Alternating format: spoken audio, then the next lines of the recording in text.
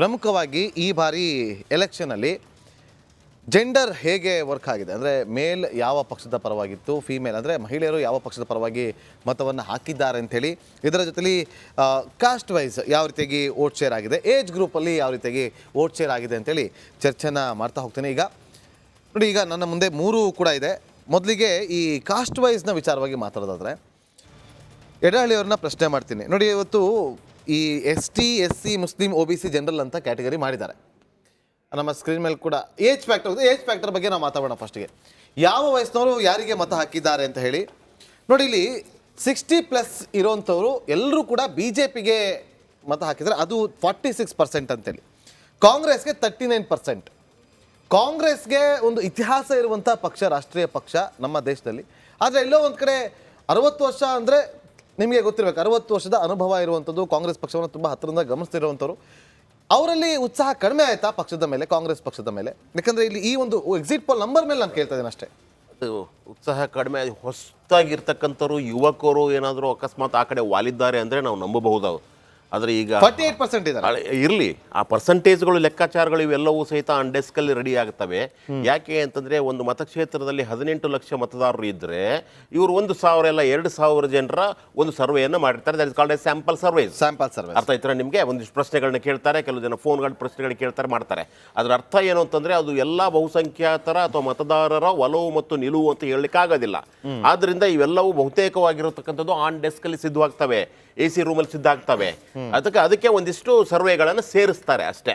So ಆದ್ದರಿಂದ ಈಗ ಏನಾದರೂ ಹೊಸದಾಗಿ ಬಂದಿರತಕ್ಕಂಥ ಯುವಕರು ಏನಾದರೂ ಇದ್ದರೆ ಅವರಿಗೆ ಒಂದಿಷ್ಟು ಈ ರೀತಿಯಾದಂಥ ಓರಿಯೆಂಟೇಷನ್ ಕೊಟ್ಬಿಟ್ಟಿದ್ರೆ ಅವರು ಸ್ವಲ್ಪ BJP ಪರವಾಗಿ ವಾಲಿದ್ದಾರೆ ಅಂತಂದ್ರೆ ಒಂದಿಷ್ಟು ನಂಬಬಹುದಾದ್ದು. ಆದರೆ ತುಂಬಾ ಸೀನಿಯರ್ಸ್ಗಳಿರ್ತಾರಲ್ವಾ, ಇವರು ನಡಿ ಈಗ ಶುರು ಮಾಡೋಣ.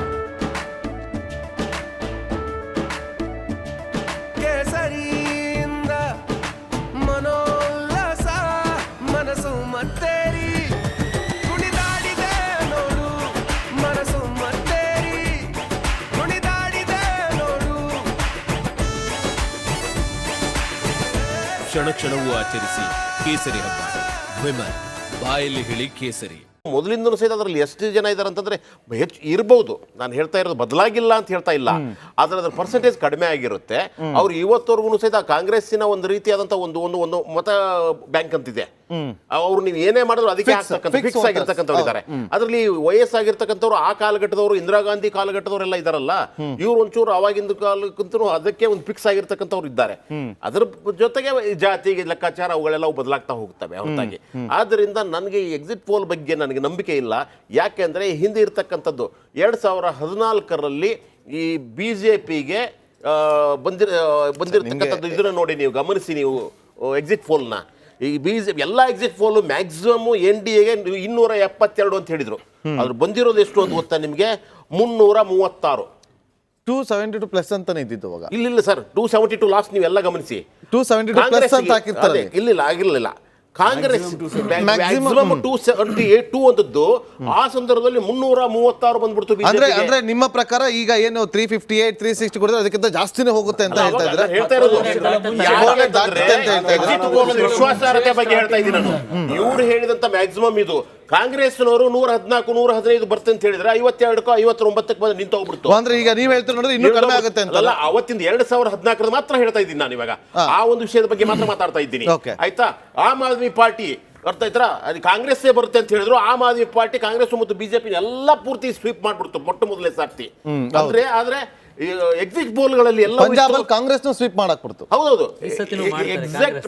ನಾನು ಹೇಳ್ತಾ ಇರೋದು ಸಮೀಕ್ಷೆಗಳಲ್ಲಿ, ಆಯ್ತಾ, ವಿಶ್ವಾಸಾರ್ಹತೆ ಇಲ್ಲದಂತ ಸಮೀಕ್ಷೆಗಳು ಸಹಿತ ಬೇಕಾದಷ್ಟು ನಮಗೆ ಸ್ಯಾಂಪಲ್ಸ್ಗಳು ಸಿಗ್ತವೆ. ಅದೇ ರೀತಿಯಾಗಿ ಈಗಿರ್ತಕ್ಕಂಥ ಏನು ಇವತ್ತು ನಿನ್ನೆ ಬಿಡುಗಡೆ ಆಗಿದವೋ ಅವು ಎಲ್ಲವೂ ಸಹಿತ ಸತ್ಯಕ್ಕೆ ಹತ್ರ ಅಂತ ಹೇಳೋದಿದೆಯಲ್ವಾ, ಅದೇ ನಾನು ಸ್ಯಾಂಪಲಿಂಗ್ ಅಂತ ಹೇಳ್ತಾ ಇದ್ದೀನಿ ನೋಡಿ.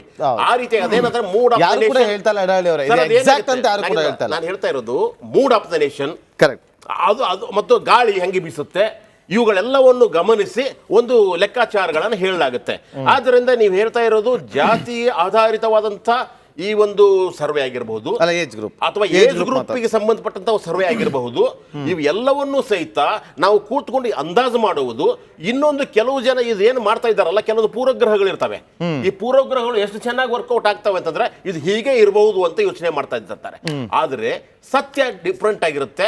ನಾಳೆ ಬಿಟ್ಟು ನಾಡ್ದವರೆಗೂ ನಾವು ಕಾಯ್ಬೇಕಾಗತ್ತೆ. ಇವ್ರೀಗ ಬಿಜೆಪಿ ಅವರು 28ಕ್ಕೆ 28 ಕರ್ನಾಟಕದಲ್ಲಿ ಬಂದೇ ಬರ್ತೀವಿ ಅಂತಂದ್ರು ಸಹಿತ ಸಂತೋಷ, ಅದಕ್ಕಿಂತ ಜಾಸ್ತಿ ಬನ್ನಿ ಅಂತ ಹೇಳ್ತೀವಿ ನಾವು.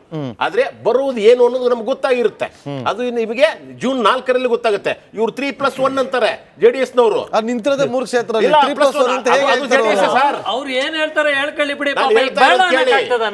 ನಾನು ಹೇಳ್ತಾ ಇರೋದು ಮಂಜುನಾಥ್ ಅವರು, ಮಂಜುನಾಥ್ ಇದು ಜೆಡಿಎಸ್ ಕ್ಯಾಂಡಿಡೇಟ್ ಬಿಜೆಪಿ ಚಿಹ್ನೆಯಲ್ಲಿ ನಿಂತಿದ್ದಾರೆ. ಆದ್ರಿಂದ 3+1 ಅಂತ ಹೇಳ್ತಾ ಇರೋದು.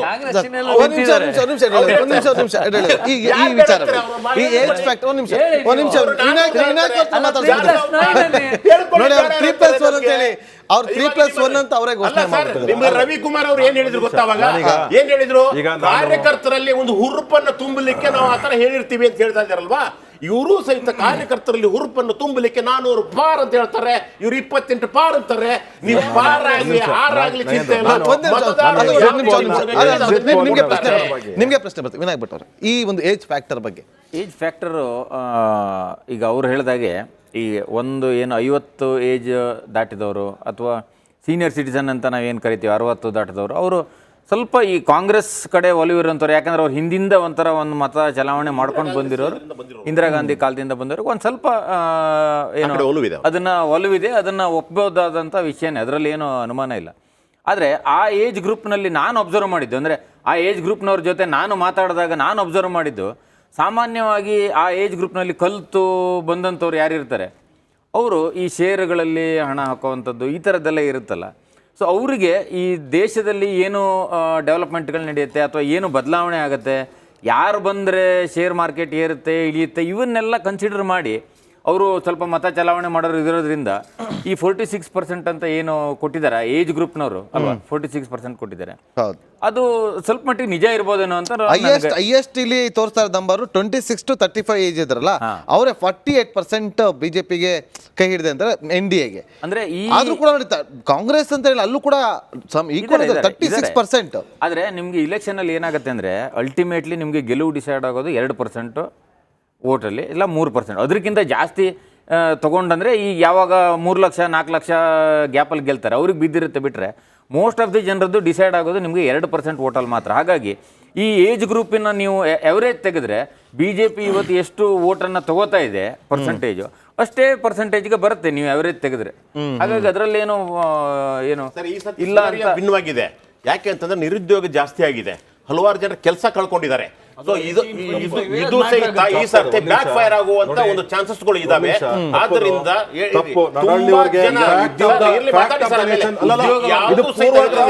ಬ್ಯಾಕ್ ಫೈರ್ ಆಗ್ತಾ ಇದೆ. ಉತ್ತರ ಕೊಡ್ತೀರಾ?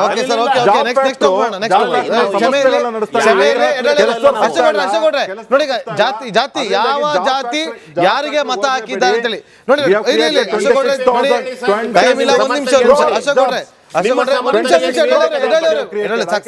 ಈಗ 1 ನಿಮಿಷ ನೆಕ್ಸ್ಟ್ ಮುಂದೆ ಮಾಡೋಣ. ಯಾವ